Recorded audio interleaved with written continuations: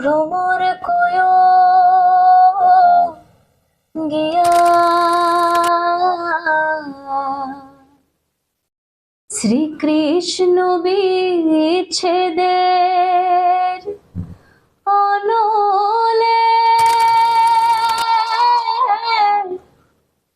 অঙ্গ যায় জ্বলিয়া রে ভ্রমর কয়ো গিয়া।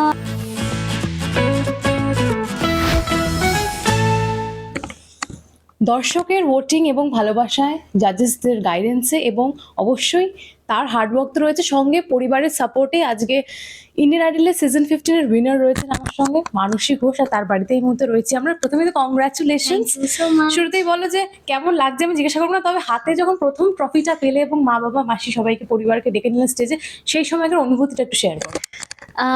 Two be honest mixed feelings ছিল। আমি ব্ল্যাঙ্ক ছিলাম যে কি করব কি বলবো, আমি একদম বুঝে উঠতে পারছিলাম না। অফকোর্স হ্যাপি তো ছিলামই, কিন্তু মানে হয় না একটা তুমি ওই স্টেটে চলে যাও যে তুমি হ্যাপি কিন্তু তুমি প্রকাশ করতে পারছো না, কারণ so many things are going on. তো এটা একটা হয়েছিল, but I am for ever grateful. আচ্ছা, একটা বিষয় বলো, সুপার সিঙ্গারও তুমি ছিলে, কিন্তু কলকাতা থেকে মুম্বাইয়ের জার্নিটা কতটা ডিফিকাল্ট ছিল? আমি একটু আগে আঙ্কেলের সঙ্গে কথা বলছিলাম, উনি বলছিলেন যে থাকা এখানে এতটা জার্নি, মানে ইট ওয়াজ ডিফিকাল্ট ইনডিড, কিন্তু কিরকম ছিল একটু জার্নিটা যদি শেয়ার করো ডে ওয়ানের অডিশন থেকে। Audition day one, I think আমি জুলাইতে প্রথম অডিশন দিতে যাই, কলকাতা অডিশন। তো সেখানে আমাদের যে মেন্টর, যিনি এখন মানে আমার একদম favourite, most favourite, Anand Sharma. এবং Anand Sharma is a very big deal, মানে ইমপ্রেস করা ইজ নট ইজি, কিন্তু উনি মানুষটা ততটাই ভালো। তো উনি একদম আমার সামনে বসেছিলেন, আর ওনার একটা অফকোর্স আই থিঙ্ক উনি অডিশন নিচ্ছেন, তো উনি না ভালো লাগুক খারাপ লাগুক উনি এক্সপ্রেশন দেখাতে পারবেন না, না। তো একদম মুখটা একদম স্ট্রেট করে বসেছিলাম। আমি তো প্রচন্ড ভয় পেয়ে গেছি, দেখেই আমি নার্ভাস হয়ে গেছি যে বাবা রে বাবা, একটা লাল টিকা পরে এত এরকম মিষ্টি দেখতে মানুষ এরকম করে বসে আছে। তো একটু টেনশন, তখন একটু নার্ভাস হয়ে গেছিলাম আমি। খুব স্বাভাবিক, মানে আমি আইডলের জন্য যে একটা ফার্স্ট স্টেপ রেখে আমি গাইবো, সেটা ইটসেলফ ইজ আ ভেরি একটুখানি শেক করে যায় সবাই। তো আমি প্রথমবার সেদিনকে কলকাতা অডিশন দিলাম অ্যান্ড আই গট সিলেক্টেড। তারপরে আমি লেভেল 3 মুম্বাই অডিশন দিতে যাই। তো এর মাঝখানে না অনেক কিছু থটস ছিল যে কত পুরো এন্টায়ার অল ওভার ইন্ডিয়া থেকে পার্টিসিপেন্টস যাবে, সেখান থেকে আমি কনসা কে কি আমাকে কি কনফিডেন্ট আমি ছিলাম, বাট হয় না মাঝে মাঝে একটু এরকম থটস আসে মাথায়, না মানুষ হিসাব ভাবলে হবে না, ফোকাস অন ইউর মিউজিক। তো এই করে করে করে করে করে কখন ট্রফি চলে আসলাম বুঝতেই পারলাম না। আচ্ছা, যখন সিলেক্টেড হলে তখন প্রথম সেই মানে কোন বিষয়টা প্রথম মাথায় এসেছিল যে এতদিনের একটা খাটনি, এতদিনের সেই ইচ্ছা, একটা এক স্টেপ মানে এগোনো সেই স্বপ্ন পূরণের? হ্যাঁ, তা তো এরকম এখনো বুঝতে পারছি না আমি কি বলবো। তো আমি সত্যি আমি বলবো, মিথ্যা কথা বলবো না। মানে আমি কখনো এটা ভাবিনি যে আমি ইন্ডিয়ান গিয়ে আমাকে ট্রফি নিতেই হবে, তার জন্য এত কিছু। কিন্তু আমি চেয়েছিলাম আমি যাতে ইন্ডিয়ান আইডলে অ্যাপিয়ার করতে পারি এবং আমি গাইতে পারি ওই ন্যাশনাল স্টেজটা, এবং যাতে আমি ফাইনালিস্ট হতে পারি, এটা আমার আগাগোড়া শখ ছিল। তো সেটার জন্য আই ডিড ইউনো যতটা আমার তরফ থেকে সম্ভব আমি সিরিয়াসলি মিউজিক করেছি, মিউজিক শুনেছি, অডিশন দিয়েছি। তারপরেই কিন্তু এন্টায়ার জার্নিটা আমার জন্য খুবই স্মুথ, কারণ আমার সকলে যারা টিম মেম্বার্স যারা ছিলেন, যারা পার্টিসিপেন্ট ছিলেন, তারা এত সুন্দর ভালো বন্ধুর মতো মিশে গিয়েছিলেন। তো কখনো না আমি খুব মিস করছি বা আমার জন্য খুব টাফ হচ্ছে একা থাকা, এটা ফিল হয়নি কখনো। বাবা মাও ছিল আমার সাথে, তার জন্য ইট ওয়াজ প্রিটি ভেরি নাইস। তার সঙ্গে এরকম জাজেস পাওয়া, হ্যাঁ, শ্রেয়া ঘোষাল, বিশাল দাদলানি অ্যান্ড বাদশা স্যার, তিনজনেই খুব ভালো এবং তিনজনেই খুব ওয়েলকামিং, এবং তিনজনেই খুব মানে খুব খুব ফ্রি এবং খুব ফ্রেন্ডলি। তো শুট শুরু হতো, শুটের আগে যদি কাউকে নার্ভাস দেখতেন কাছে এসে বলতেন নার্ভাস হয়ে না, ভালো করে গান করো। টেক হয়ে গেল, শুট হয়ে গেল, তারপরে কেউ খুব ভালো গাইলে আবার উঠে দাঁড়িয়ে হাততালি দেওয়া, স্পেশালি বিশাল স্যার। একবার ইয়ে মেরা দিল গিয়েছিলাম আমি, তো আমি স্ট্যান্ডিং ওভেশন পেয়েছিলাম। তারপরে আমি যখন আবার কাট হয়ে গেল, আমি হেঁটে আসছি, তখনও স্যার দাঁড়িয়ে বললো মানুষ, your performance was the best for me today.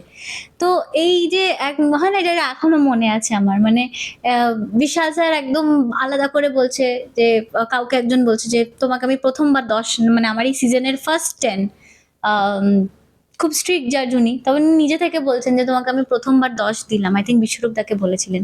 তো এইগুলো আমাদেরও খুব ভাল লাগতো, মানে ওনারা এতটা আমাদের সাথে এত ভালো বন্ডিং হয়ে গেছিল। এবং তার সঙ্গে আজকে আমি ইন্টারভিউ নিচ্ছি, তুমি কিন্তু ওখানে দাঁড়িয়ে স্টেজে ইন্টারভিউ নিতে সবার হ্যাঁ। আগে। এই যে অক্ষয় কুমারকে প্রশ্ন করা, তারপরে আর হেমা মালিনী, হ্যাঁ। একটু বল। হ্যাঁ, হয়ে যেত, আমি দাঁড়িয়ে ওখানে আমার মুখ থেকে প্রশ্ন একদম বেরিয়ে আসতো, আমি বেরিয়ে মানে হ্যাঁ অফকোর্স ওনারা একটা মানে লেজেন্ডারি পার্সোনা, তো you should be aware of যে কি প্রশ্ন করা যায়, কি প্রশ্ন করা যায় না। তো তার জন্য অফকোর্স আমাদের ক্রিয়েটিভ টিম ছিল গাইড করার জন্য, কারণ আমার সবসময় তো গার্ডস ছিল না যে কাউকে আমি জিজ্ঞাসা করবো আপনার বরের সাথে আপনার সম্পর্ক কেমন। আমি অফকোর্স ইট ওয়াজ ফান, কিন্তু তাও সেটার জন্য হেল্প করার জন্য মানুষ ছিল, কিন্তু on stage nothing was scripted. কিছু আমার ইমপ্রম্পটু আমার মনে যা এসেছে, আমি যেরকম ভাবে এসেছে সেটা আমি বলে দিতাম, জিজ্ঞেস করতাম। এবং জাজেসরা এবং গেস্টসরা খুবই ফান ছিল, যে তারা এবং ফান ফান আনসারসও দিত, তার জন্য শোটা এতটা সুন্দরভাবে মানে পুরো সেগমেন্ট এত ভালো লাগতো দেখতে। বকুনি কি কখনো খাওয়া হয়েছে? আর যদি না, আর বকুনি খেলেও আমি মানসীকে যতটা চিনেছি এসে শি ইজ লাইক বকেছে ঠিক আছে, আমি করে নেবো আবার ভালো। কখনো বকুনি খাওয়া হয়নি। শ্রেয়া ম্যাম যদি কখনো মনে হতো তোর কি এনার্জিটা আজকে একটু ডাউন ছিল আবার গা, তো এটা আমি একবার গেছিলাম স্টেজে, আর একবার গেছিলাম শ্রেয়া ম্যামের সামনে, তখন একটু এনার্জি একটুখানি এরকম করে, তো শ্রেয়া ম্যাম তখন আবার এসে আমাকে আদর করেছিল। তো শ্রেয়া ম্যাম হচ্ছে গিয়ে এরকম, কিন্তু বকুনি টু বি অনেস্ট আমি খাইনি। মানুষের সঙ্গে আড্ডা তো হলো, এবার হবে তার পরিবারের সকলের সঙ্গে আড্ডা। আমি চাইবো তুমি তোমার মা বাবাকে একটু ডেকে নাও। আমার সঙ্গে রয়েছেন মানসী ঘোষের মা বাবা। শুরুতেই তো আঙ্কেল আন্টি আপনাদের থেকে জানতে চাইবো, স্টেজে যখন আপনাদের ডেকে নিল সেই সময়কার অনুভূতিটা যদি একটু শেয়ার করতে। ধরো ধরে বলো, দুজনে অনুভূতি বলো তোমার। বলো তুমি আগে বলো শুনি কি যেন কিরকম। স্টেজে যখন ডাকলো সেই উইনার মুহূর্তে, তখন তো আমাদের ফ্ল্যাশব্যাকে অনেক কিছুই ঘটে চলেছে। এই যে জার্নিটা শুরু হয়েছিল তার পরিণামটা সামনে দেখতে পেলাম, মেয়ে উইনার হলো, অনেক কিছুই মাথায় আসছিল। একটা মিশ্রিত একটা চিন্তা ভাবনা যেটা রান করছিল, এবং তার সঙ্গে মনে খুব খুশিও হচ্ছিলাম যে ঠিক আছে মেয়ে আমার এত পরিশ্রম করছে, সেই পরিশ্রমটা আজকে সার্থক হলো। আপনাদের চোখে জল ছিল, তার খুশির। হ্যাঁ, সে তো অবশ্যই, সে কিশোর কুমারের গাওয়া গান খুশিতেও কেঁদে ওঠে মন। সুখেও কেঁদে ওঠে মন। আচ্ছা, সুখে কেঁদে দেখো ওই হলো।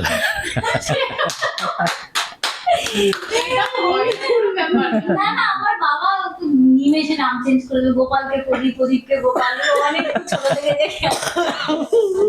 আচ্ছা, তারপরে এটাও ভাবছিলাম এই যে ইন্ডিয়ান আইডলের ইতিহাসে, এই 20 বছর ইতিহাসে প্রথম একটা ট্রফি বাংলায় আসতে চলেছে। সারা রাজ্যের একটা গর্বের বিষয়, আমাদের এলাকার একটা গর্বের বিষয়, তৎপরই আমাদের একটা গর্বের বিষয়। এবং একটা বিষয় জানতে চাইবো, এটা আমরা শুনে এসেছি যে, এটা তোমার থেকে আমি জানবো যে রিয়ালিটি শোতে নাকি অনেক সময় টাকা দিয়ে ইয়ে মানে এই বিষয়টা নিয়ে আপনারা কি বলবেন? যে মানে যারা চান্স পায় না তারা অনেক সময় এসব নিয়ে। দেখো, অনেককে তো অনেক কিছুই বলে, তার সত্যতা তো তারা প্রমাণ করতে পারবে না, এটা সম্ভবও না। কারণ একটা রিয়েলিটি শোয়ের একটা কন্টেস্টেন্টের পেছনে চ্যানেলের প্রচুর টাকা খরচা হয়, এবং টাকা দিয়ে কোনো সময় যোগ্যতা কেনা যায় না। এবং যে মা বাবারা আমি বলি একটু। বলে, এবং যে মা বাবারা এরকম কথা বলে, হ্যাঁ, তারাই বলে যারা ওখানে সুযোগ পায় না, চান্স পায় না, ঠিক আছে। না পাওয়াটা এমন কিছু খারাপ না না না না, তো পেয়ে যাবে। কারণ আমরা ব্যাশ করাটা একটা ইন্ডিয়ান আইডলে গিয়ে মানে আমরা গার্জিয়ানরাও এত আদর, এত ওদের ব্যবহার ভালো, এত ওদের মানে কি বলবো সব দিক থেকে ওরা ভালো।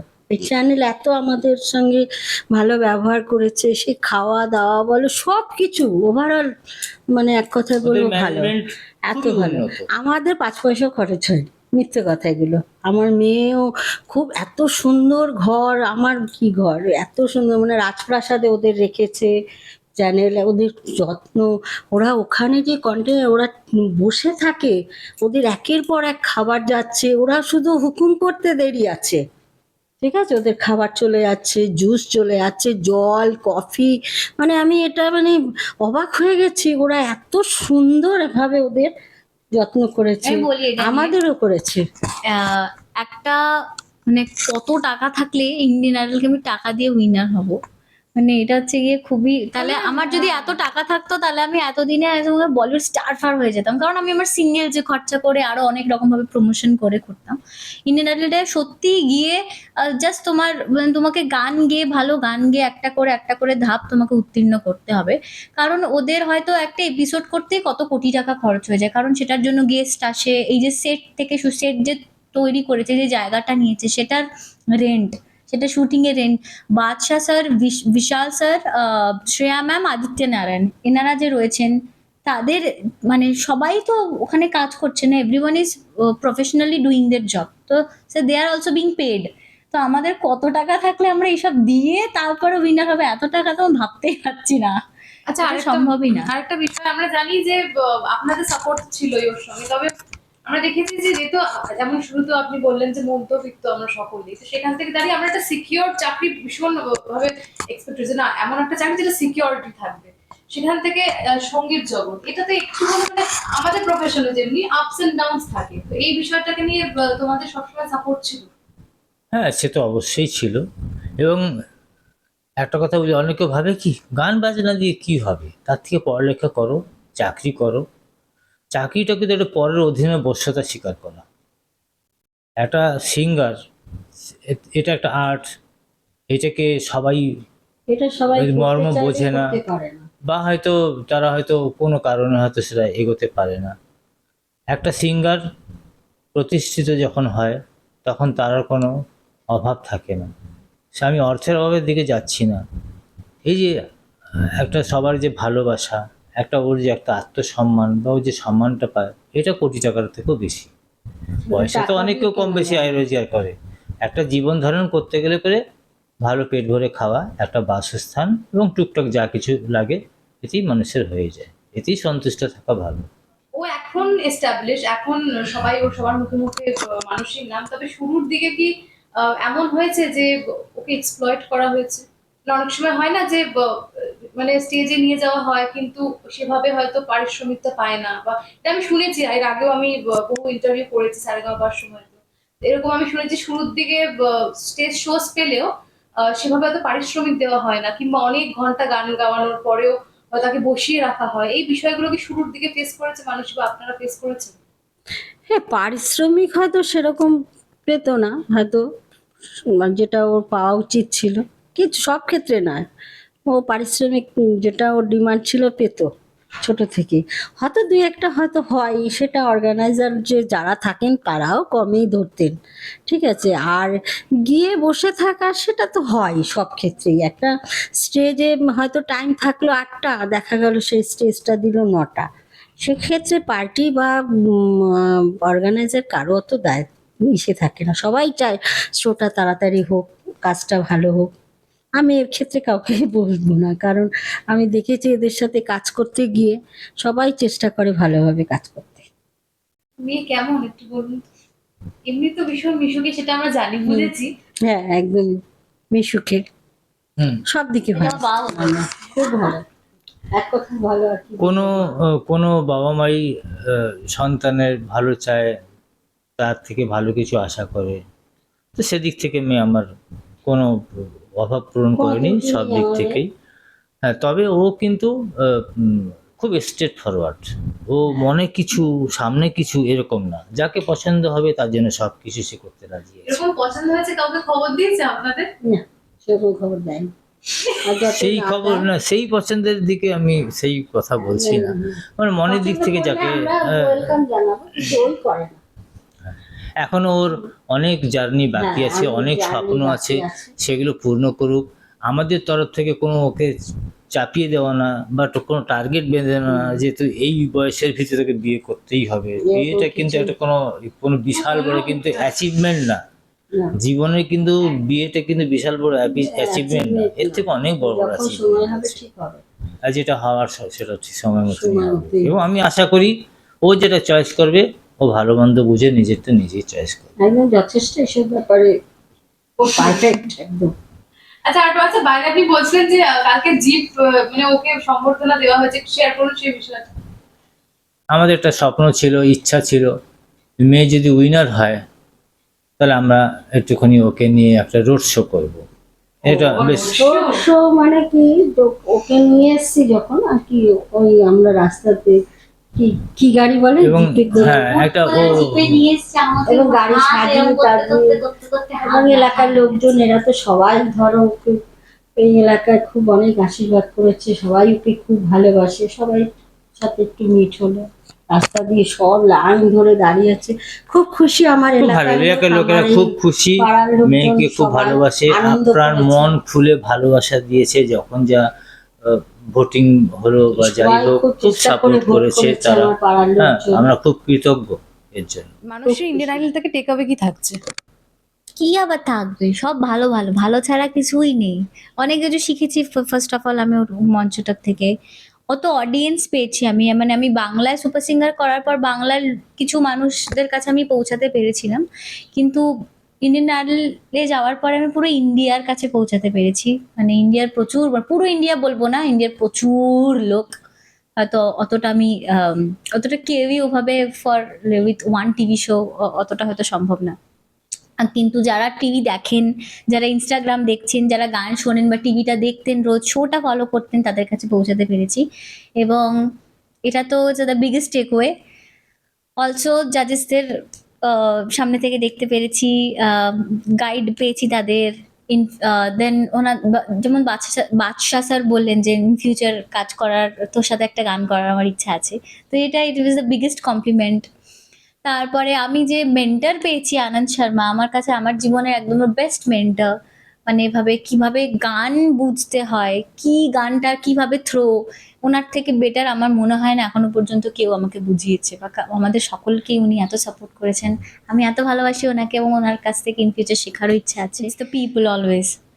তো আমি সব মানুষজনদের মিস করছি, যে ফ্লোর ম্যানেজার থেকে শুরু করে, আমি সকালবেলা গিয়ে যে ছেলেটা আমাকে দুধ কর্নফ্লেক্স দিত, এই মানুষগুলোর সাথে আবার দেখা করতে পারবো, কিন্তু আমি এক্স্যাক্ট ওই সেম জায়গায় কিন্তু সেটটা দেখতে পারবো না, স্পেশালি সেট। সবাইকে আমি অত্যন্ত মিস করছি। আমার মনে হচ্ছে আমি একটু কিছুদিন পরেই আবার মুম্বাইতে চলে যাব। যাওয়ার প্ল্যানিং রয়েছে? হ্যাঁ, কাজের কাজের জন্য। প্লাস আমাকে স্ট্রাগল করতেই হবে মুম্বাইতে, আমার যদি ইন ফিউচার আমি চাই আমার পে ব্যাক আসুক বা হোক, তার জন্য।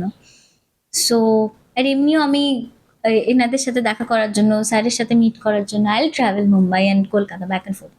একদম শেষ করতেই হবে, একটা মিষ্টি গান দিয়ে শেষ করব তোমার পছন্দের। ও আমার তো রিকোয়েস্ট ছিল এই চুনরি। चुनरी चुनरी जाना छूले मेरी चुनरी सनम, कुछ ना मैं बोलूं तुझे मेरी कसम, आए जवानी सर पे मेरे, तेरे बिन क्या करूं जवानी बेरहम है, आ जाना छूले मेरी चुनरी सनम, कुछ ना मैं बोलूं तुझे मेरी कसम, चुनरी चुनरी चुनरी चुनरी